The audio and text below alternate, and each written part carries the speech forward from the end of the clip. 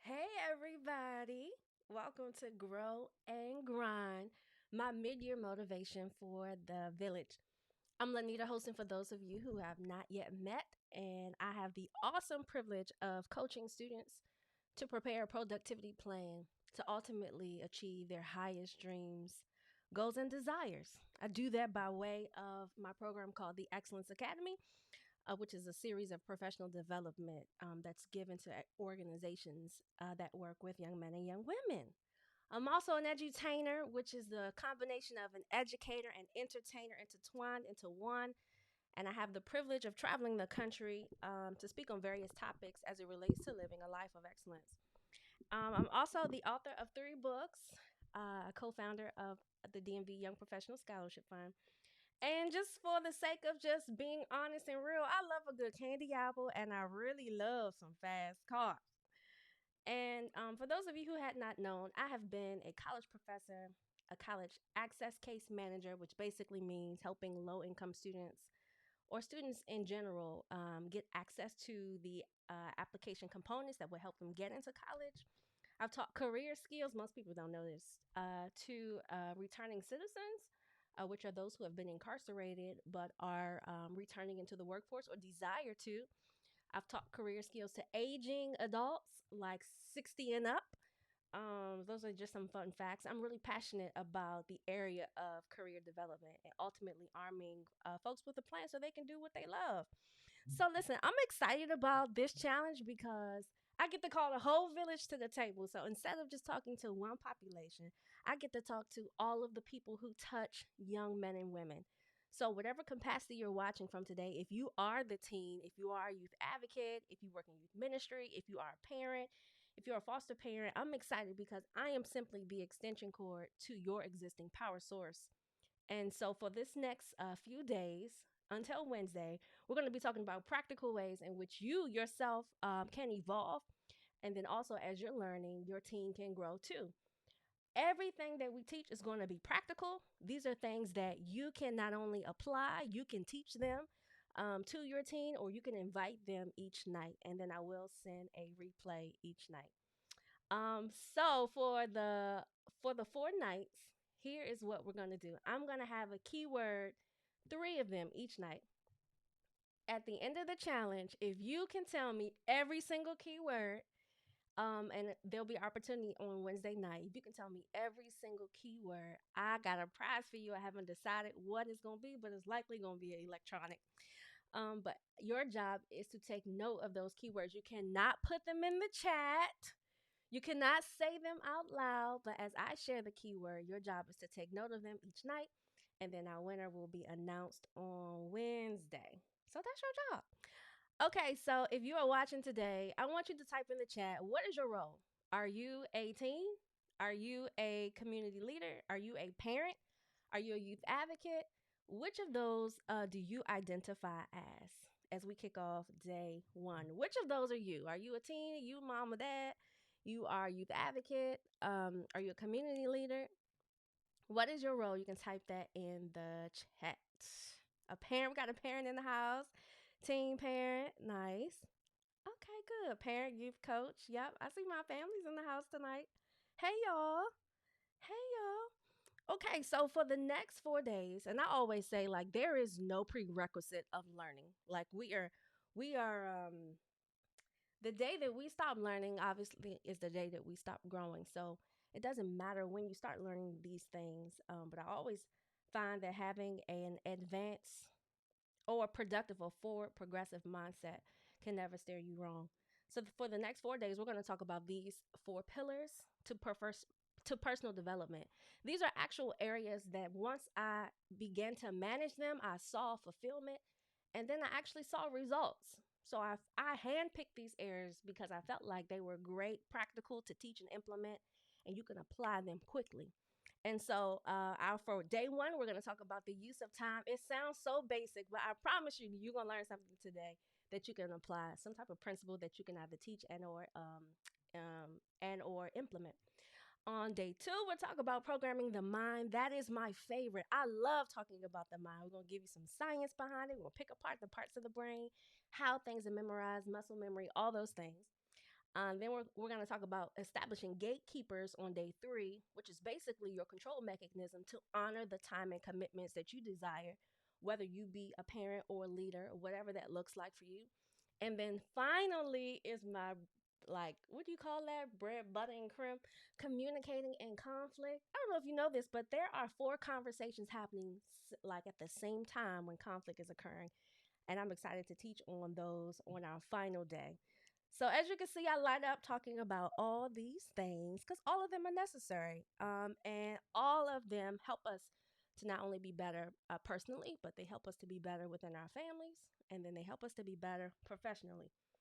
So, we're going to kick off the challenge with using time efficiently. We often say things like, I want to be better at managing my time. You know, there's no such thing as manage in time. You can't manage time.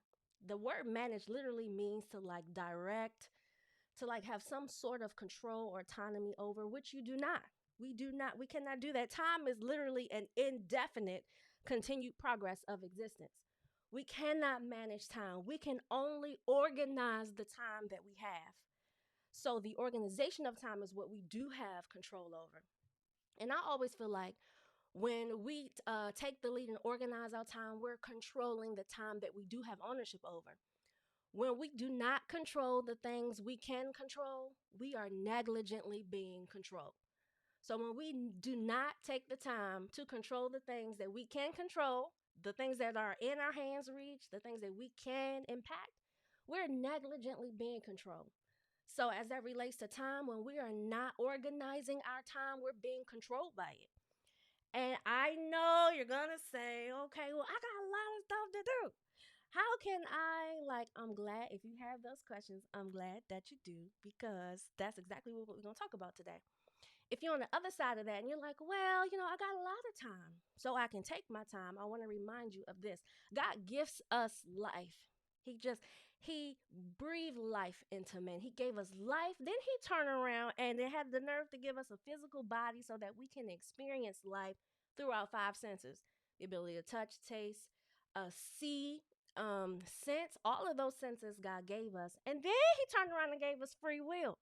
So not only did he give us the privilege of being here in existence to experience it in all of our senses, but then he said, do as like, I'll let you decide what you do with it. And I don't know about you, but that's a lot of power. That's a lot of power. And his only desire is for us to live this way. He said this in Genesis. So God created man in his own image, meaning you were created literally like you were created out of him, like an example, a copy. And in the image of God, he created him, male and female. He created them, and then God blessed them. So that means you just was created blessed. And then he said to them, be fruitful and multiply, fill the earth and subdue it. Have dominion over the fish of the sea, over the, hold on, I can't see, over the birds of the air, over every living thing that moves on the earth. To be fruitful means to produce, to have substance, to be productive. And to multiply means to increase. Increase in, like we say, multiply and create children. You can increase in knowledge. You can increase in like your gifting. You can increase in the different capacities. You can increase in being purposeful. And then he said, like, to subdue it, which means to control, to have like some form of leadership in those areas. And then dominion just means to like lead over. And I read that in Hebrew. The Hebrew word for dominion is radah, which means to descend. So the expectation is that we would be amongst other people, not just like sitting high and mighty, but in amongst of other persons, having dominion and subduing, being fruitful and multiplying. And that's a great responsibility.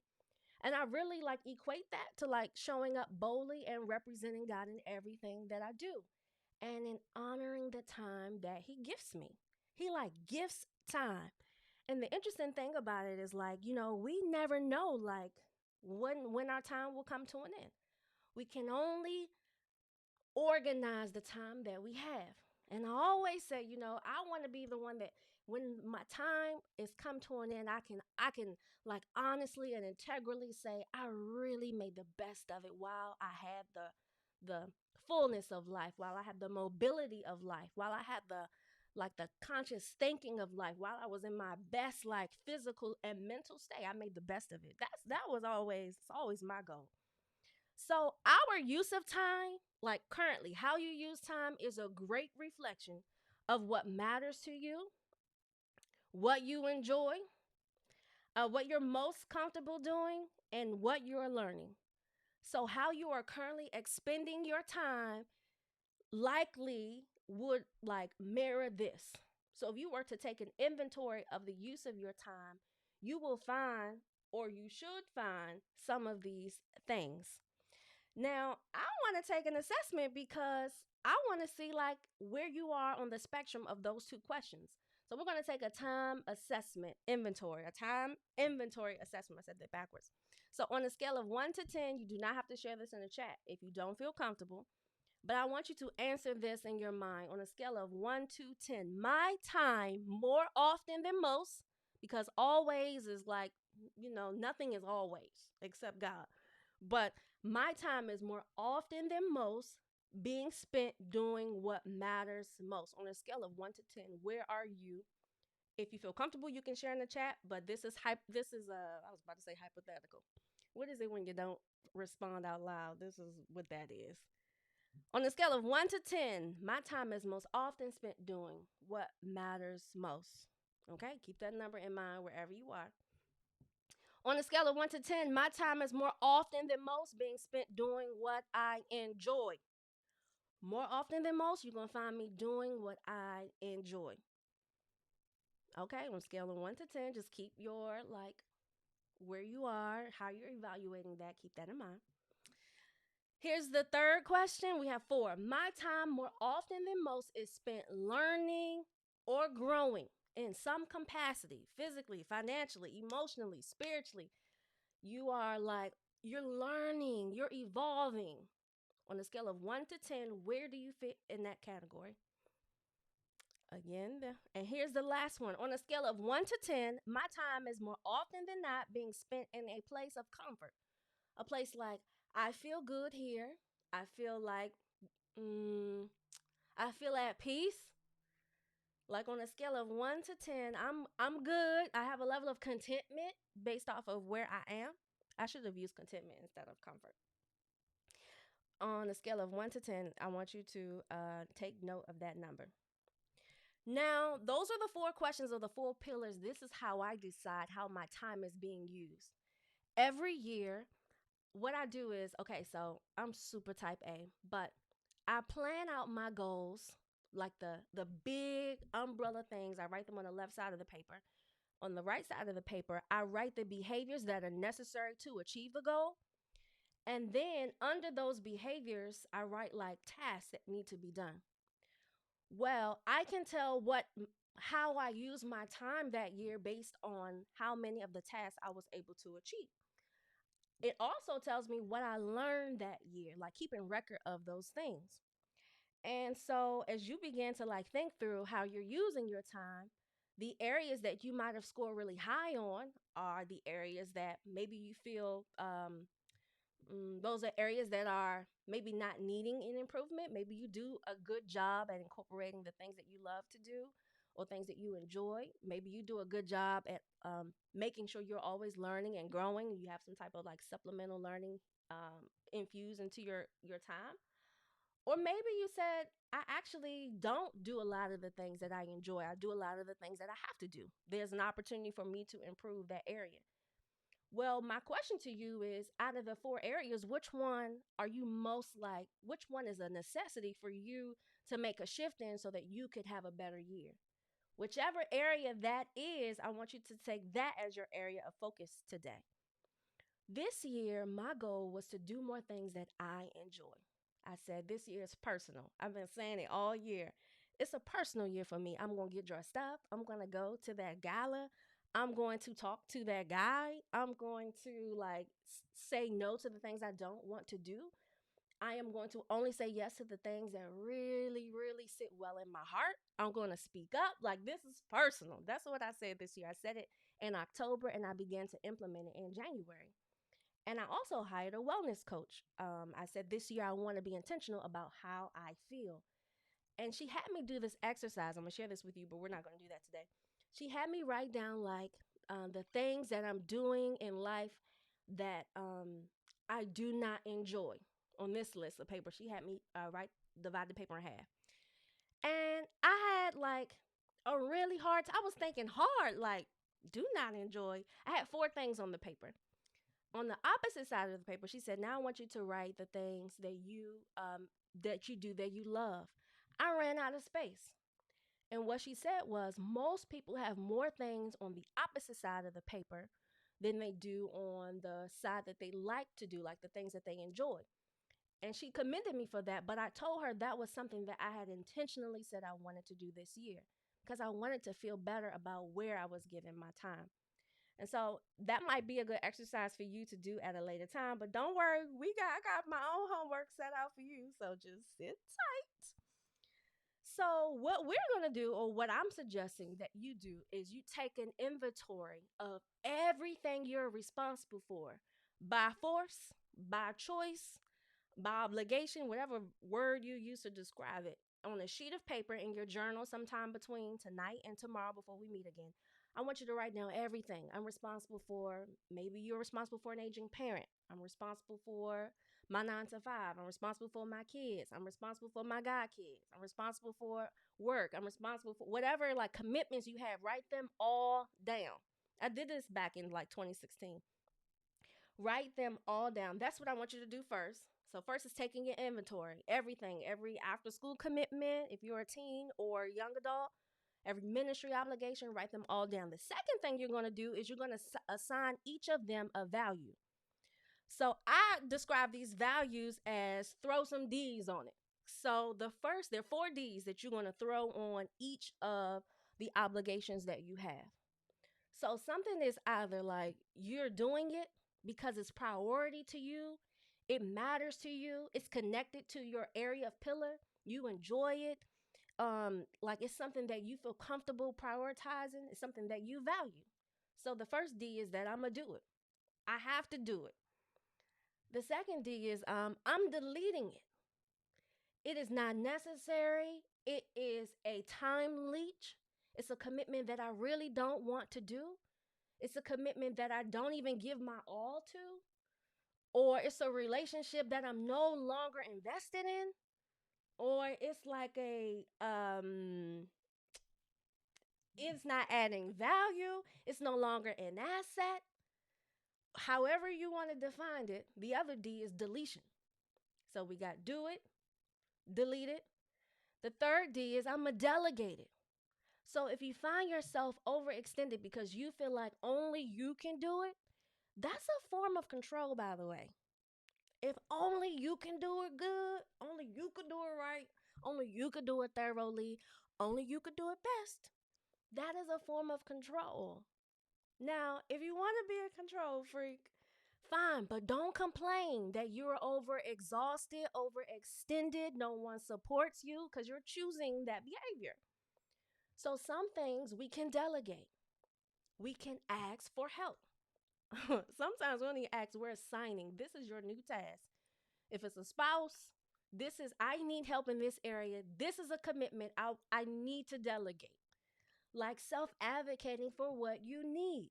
You can't be overwhelmed but have not made a decision to ask for help. So some things we don't omit them, we just shift responsibility. I remember I was reading this book, We Should All Be Millionaires, and the woman was saying how she was building a business.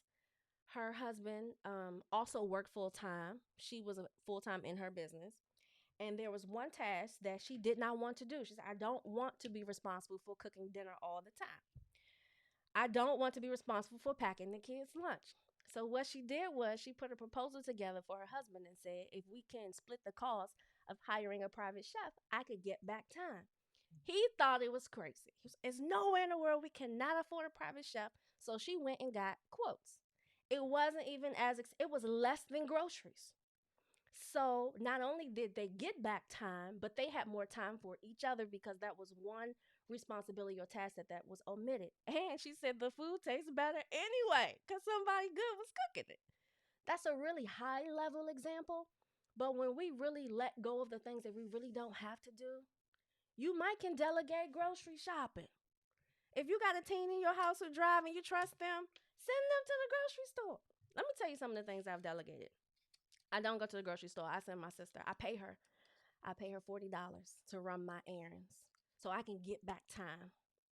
This year I hired an admin and I pay her well so I can get back time. Because time is one, you can't recycle time. You can't reuse time. You can't get it back. You can only organize the time as best as you can. So if you're on the side of the spectrum, you're like, Linnita, well, I ain't got no extra money to get to having help. Well, sometimes help doesn't come at the expense of money. Sometimes it comes at the expense of you asking, like putting your pride aside and asking for help. Is there a family member who can pitch in?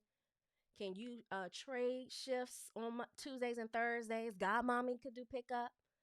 Like being intentional about the areas that you say, okay, that might be something I can delegate to eliminate off my task. I don't want to stay there too long. And then the fourth D, if you're gonna do it, you're gonna delete it, you're gonna delegate it, or you're going to defer it. If it's not priority, get it off your brain. Put it in a safe space, a journal, a sticky pad. You come back to it. But if you're overwhelmed because you have too many things, choose what's priority. That can just be deferred for a later time. If you're overcommitted, but you really want to do this one thing, you can still do that at a later time. But nothing like benefits if you are overwhelmed, exhausted, if you show up half your best, because that's not excellence. Excellence is using like showing up the best that you can, the highest quality of effort. We can only do that when we're not like stretched. Um, and if God assigns you to do it, He will give you the strength. He will give you the strength if you ask Him. But if you're feeling, He don't want you to be overwhelmed and depleted. So call on your power source. Call on your power source. Steve Jobs said this, and I really love this quote. Deciding what not to do is just as important as deciding what to do. And I'm going to throw this on there. When we decide to be indecisive, we've made the decision to not decide. So an indecision is a decision. So if you're deciding not to change, you're deciding not to change. If you're deciding not to make I just can't clean it up or present it in another way. Like we got to make some changes if we want to see some different results. Okay. So I read this that said that this quote that said being productive is about having control over the things that you have control over. And I agree. It's true. So your homework tonight is to prepare so you can plan your time. After you've taken an inventory of all of your commitments, things you have to do, don't want all of them, you throw some D's on them, on all of them, then it's time to plan your time. I wish I would have prepared to show you guys how I plan out my day, but I did pull up this thing here. This is a really good example of how much time we really do have left over. Let's say you wake up at 5 a.m. Sorry if this is too small. Let's say you wake up at 5 a.m., you go to bed at 10. Look at those white blocks are the remaining time that you have. That's not a lot. It's not, so it's easy. It is very easy to only be doing the things we have to do. That is, and if you're okay with that, great. If you would like to change that, then you have to be more intentional about how you're organizing your time. So I posted this on social media. I time block. I literally do what you see here on a whiteboard. Tomorrow I'll show you this. If you come early, I'll show you this. I assign every hour a task. My very first, after I wake up, brush my teeth, wash my butt, I walk the dog. My first task of the day is to pray and read my emails. That's how I start my day after I pray. Pray, read my emails, and then every hour has a task. I don't have to finish the task. Maybe I'll start on this project. And then for an hour, 2 hours, Then I'll follow up with this. Even like the people that I would like to call and check up on, that's a task. I put my phone on do not disturb. I do check it periodically to make sure I'm not missing any calls. But if I don't, I will be interrupted. And I don't know about you, but once I'm interrupted, it's hard to get back focused again. And so that's my way of how I plan my day. You can try this and let's see how it works. So here's the thing, when you plan your day, the night before is when you plan, not the morning. So at a very high level, these are key tasks that I want to get accomplished tomorrow. If you have to, uh, let me back up for a second. It's really difficult to be task oriented if you're sleep deprived. If you back all the way up, you gotta get rest because your mind functions best when it has like rest. Like literally, it's really easy to be foggy brained and really difficult to have like attention to detail when you're sleep deprived. So if you find yourself unable to fall asleep so that you can get adequate rest, the first course of action is what can I do in a healthy way, not take a glass of wine, not drink NyQuil, that will make me fall asleep. All right, one of my hacks that I just recently learned, I put lavender and catnip oil on my wrist. Knocks me out in 15 minutes. Now, my body is not sensitive. I didn't think it was going to work. I even bought it for my grandmother, and she's 82, and it worked for her. It's a those are essential oils basically. My friend makes them. If you're interested, just let me know. I will send you the link. But I literally rub it on my wrist. I did it yesterday. I was staying in a New Jersey hotel. It was a nice hotel, but it ain't my bed. So I couldn't sleep. I went in my suitcase, got my little catnip lavender, put it on my little wrist. I was out like a light in like 15 minutes. And so that ensures that I get adequate rest so I can be productive during the day. Your day starts the night before. If you are disgruntled, upset, angry, discontented, really sad about something that happened and you fall asleep that way, you wake up that way. What you set your mind on at night is literally how you start your day the next day. So if you find yourself in a continual like pattern of like lack of motivation, lack of energy, think about how you're ending your day. So the next day starts the night before. This was scientifically proven too. I should have bought the science, but I've studied this before. So if you're not in a good mood, if you got into an argument, if you're just not feeling your best, when you lay down, one of the things you could do is you could listen to something that is like affirming, that's uplifting, that's positive. You can listen to a sermon, you can listen to inspirational music. You could fall asleep that way. Or as you're showering, you could be listening to that. Something that's like resetting your mind as you prepare to fall asleep to start the next day. You have to be intentional if you really want to organize your time. You have to be. So those are like two of my hacks. Those are two of my hacks if you are looking to or looking for ways to like get a head start for your night's rest the day before. But how you end your day, how you end, how you start your day begins the night before. So your homework tonight is to take an inventory of all of your obligations, all of the things that you commit to do. Throw some D's on each of them. You're going to do it because you're committed to it. You're going to delete it. It's not necessary. It's taking up time. It's not even, you don't desire it no more. God is leading you in a new direction. You're going to delegate it. Maybe it's somewhere you can ask for help, or you are going to defer it. It's priority, but it's not priority in this season.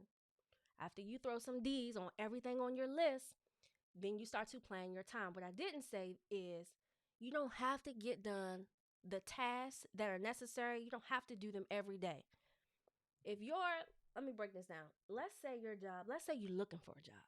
One of your tasks might be um, for an hour, each week, I'm going to apply. That's only one job because these job applications are serious nowadays. But for an hour each week, I'm going to apply to at least one job. So you might block off 1 hour each day, or it could be every other day, or you can do every Friday. So it doesn't have to be every day, is my point. To achieve something does not have to be done every day. Give yourself some grace.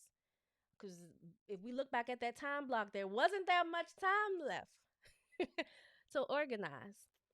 And I'm going to pause there to see if there are any questions. Does anybody have any questions so far as we're coming to a close? Does anybody have any questions? I can. Hey, Legacy.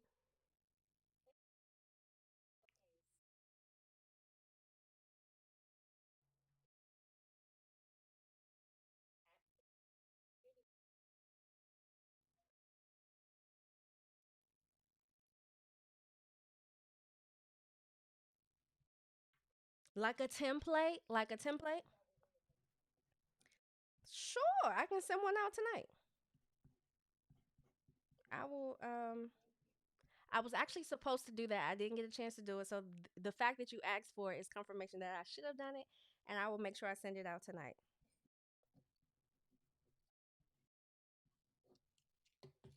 Good question. Um, I did say this. So I bought this planner called the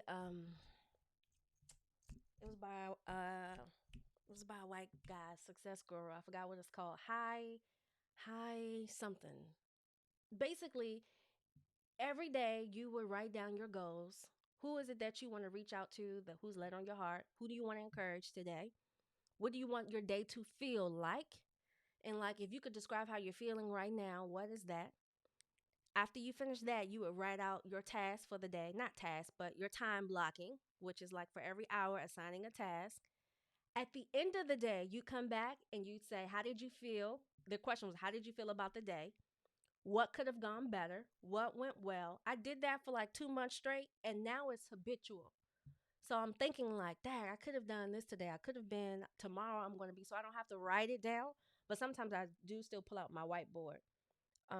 So when I share the email for the time blocking template, in that will be an Amazon list to that planner. There are two different versions. So if you like to develop to get a planner so that you can begin the habit of time blocking or reflecting before and after, you can do so. So I'll make sure to include that in the link.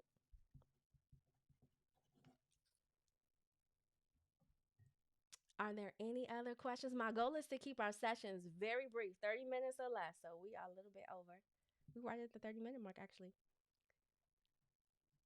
Were there any other questions?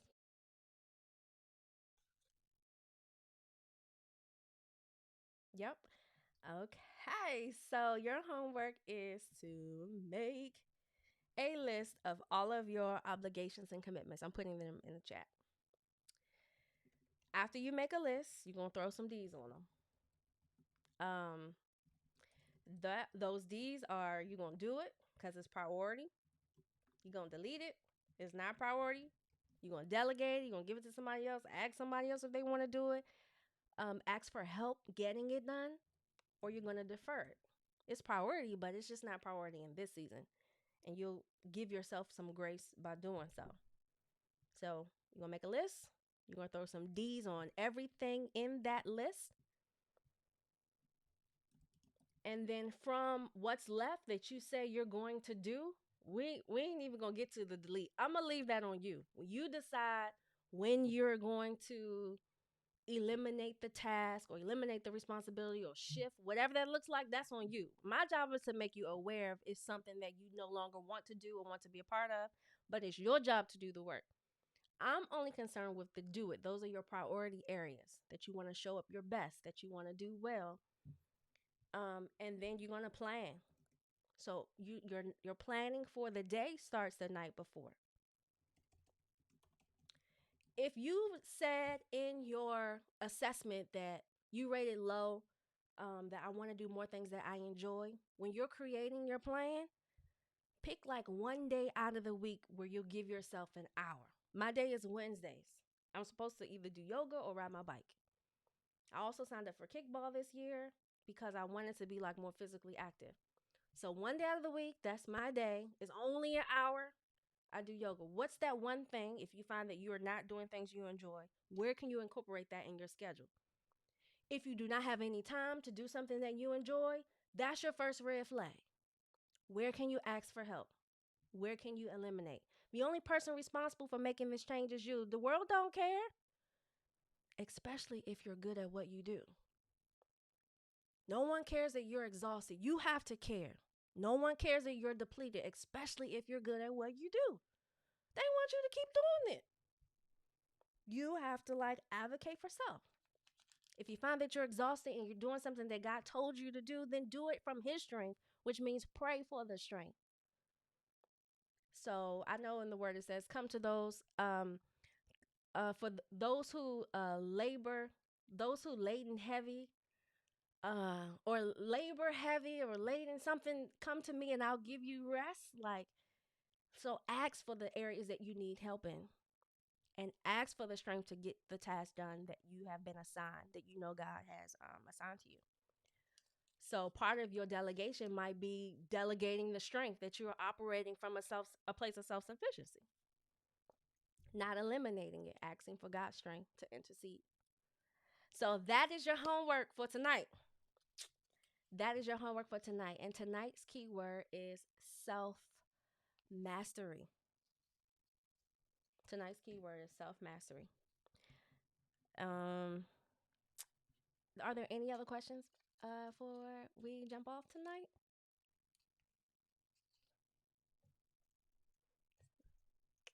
I don't see them. Well, I am going to end by saying thanks for joining tonight. Tomorrow we're going to talk about managing the no, not managing the mind. What did I say we was talking about? Programming the mind. Thank you. Programming the mind. And none of our actions, not none, all of our actions start as a thought that was formed in our minds. A really powerful place to begin changing behaviors. And so I hope that you learned something tonight. Don't forget your homework before you lay down tonight. Remember, your day tomorrow starts the night when you lie down. If you have any feedback, you can certainly send it over in email. I'll respond with a template for the time blocking and then the links for those productivity journals. And then I'll see you again tomorrow night at 7:30 p.m. sharp. Bye, everybody.